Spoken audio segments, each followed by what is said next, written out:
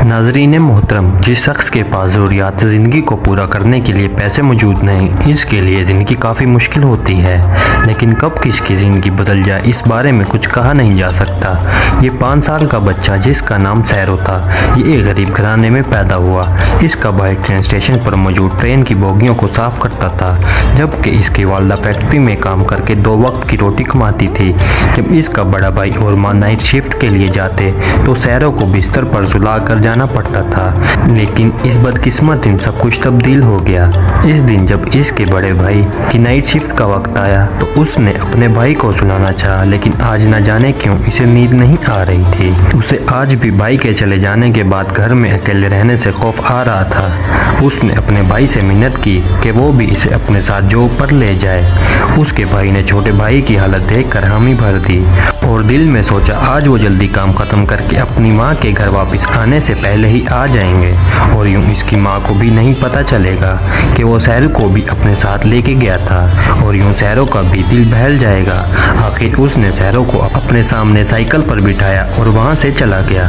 नौकरी पर पहुँचने के बाद वो फौरन से अपने बॉस के पास गया ताकि उससे आज का काम पूछ सके। इतनी देर उसने सैरो को स्टेशन पर ही बैठने को कहा। जब वो वहाँ से चला गया तो सैरो को बड़ा ही तजस्सुस हुआ कि वो देखे ये रेलगाड़ी अंदर से कैसी लगती है।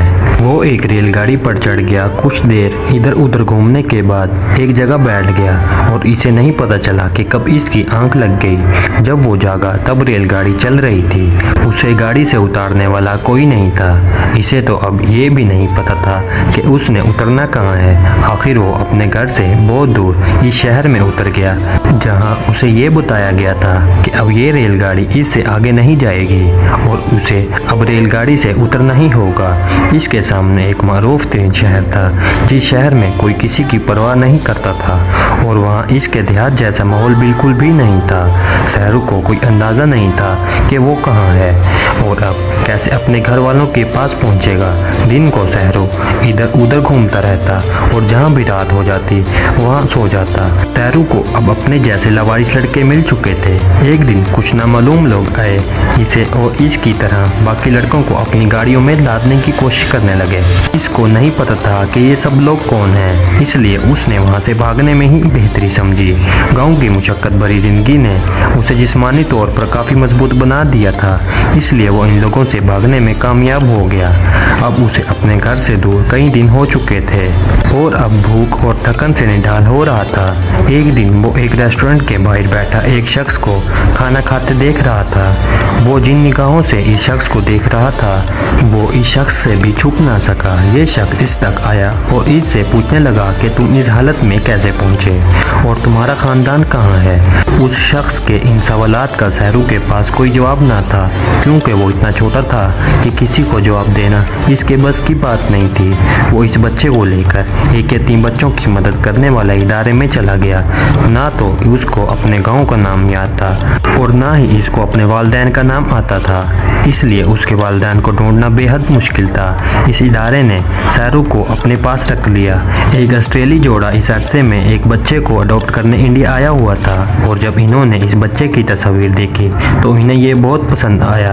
वो इसे अपने साथ ऑस्ट्रेलिया ले गए, जहाँ न सिर्फ खुराक और घर इसका इंतज़ार कर रहे थे बल्कि एक बेहतरीन मुस्तकबिल भी इसका मुंतज़िर था। ऑस्ट्रेलिया पहुँचने पर इसकी ज़िंदगी ही बदल गई। इसके अब अच्छे दोस्त थे, वो बेहतरीन स्कूल में पढ़ता था और सब कुछ अच्छा था। लेकिन इस दौरान इसके दिल के किसी कोने में इसकी माँ की और घर वालों की याद मौजूद थी। उसने अपने कमरे में अपने मुल्क का एक बड़ा नक्शा लगाया और वो जब भी उसे देखता इसके जहन में यही बात आती कि इसकी माँ किस हाल में होगी, क्या वो अपनी माँ से एक बार फिर मिल सकेगा या नहीं। अब वो कंप्यूटर चलाना भी सीख चुका था और गूगल अर्थ पर कई घंटे हर ट्रेन स्टेशन को देखता, लेकिन वो अपने मुल्क में मौजूद 10,000 ट्रेन स्टेशन में से कैसे अपने देहात में मौजूद ट्रेन स्टेशन को पहचान सकता था। एक दिन गूगल अर्थ की इन तस्वीर को देखकर अचानक रुक गया। इसको ये तमाम चीज़ें ऐसी लगी कि वो इनको जानता था।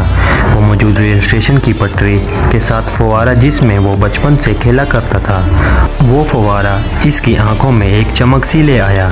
इस रेलवे स्टेशन का नाम बुरहानपुरा रेलवे स्टेशन था और तकरीबन ऐसे ही रेलवे स्टेशन का नाम का अक्स इसके जहन में था।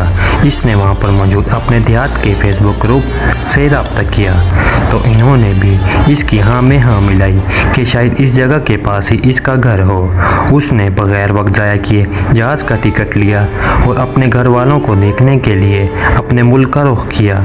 अपने गांव पहुंचकर इसके जहन में तरह तरह के वसवसे आ रहे थे कि क्या पता मेरी माँ अब भी यहाँ रहती होगी, क्या वो मुझे इस उम्र में पहचान भी पाएगी या नहीं। वो अपने पुराने पोशीदा घर के सामने खड़ा ये सब सोच रहा था कि इतने में एक बूढ़ी औरत आई और इसके गले लग गई। पहले तो इसे अंदाज़ा ना हुआ कि ये क्या हो रहा है, लेकिन माँ की मोहब्बत को कौन पहचान नहीं सकता।